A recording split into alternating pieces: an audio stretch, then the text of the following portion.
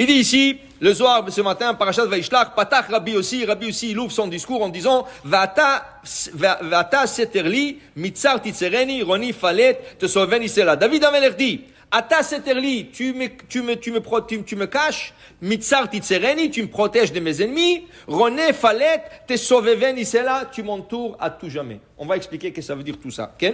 Alors, il dit Rabbi aussi, il dit ici, Kadosh Baruch Hu, Kutsha Berichu, Diu Sitra Umagen le Barnash d'Azil Baruch Doraita. Quand quelqu'un va dans le chemin de la Torah, Kadosh Baruch Hu le protège et Kadosh Baruch Hu est avec lui.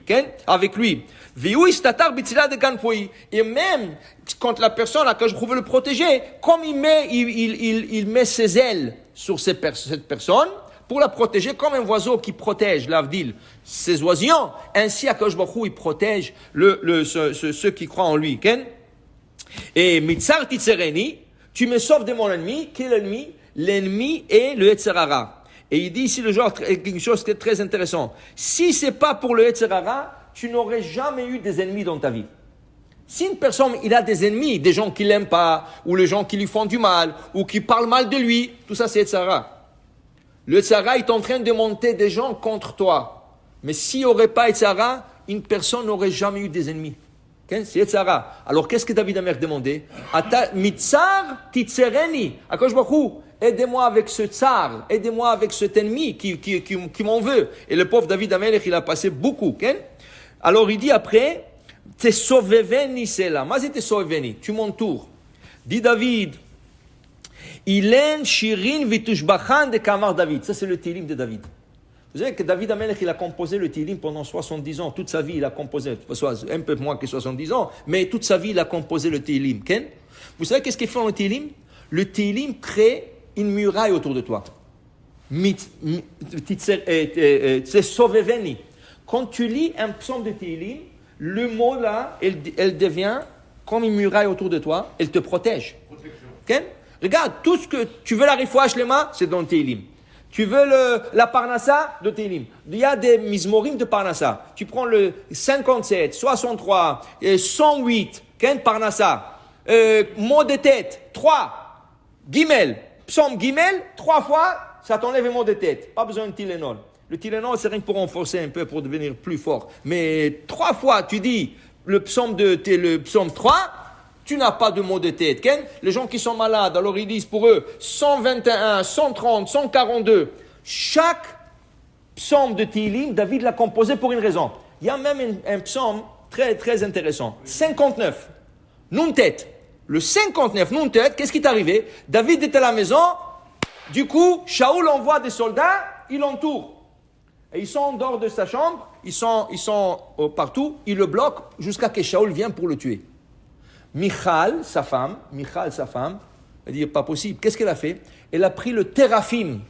Téraphim, c'est comme une poupée, mais c'était une poupée comme une avodah zara. On ne va pas rentrer comment ça se fait que c'était il y a une raison pourquoi c'était là-bas. Et c'était une poupée qui a des longs cheveux. Elle a rentré la poupée dans le lit, elle l'a couvert jusqu'aux cheveux. Alors là, on voyait dans le lit comme un homme, quelqu'un qui est dans le lit. Elle a fait descendre David par la fenêtre avec le rideau, et David s'est sauvé. Eux, ils croyaient qu'ils sauvaient David. Quand Shaoul est venu, c'était une poupée.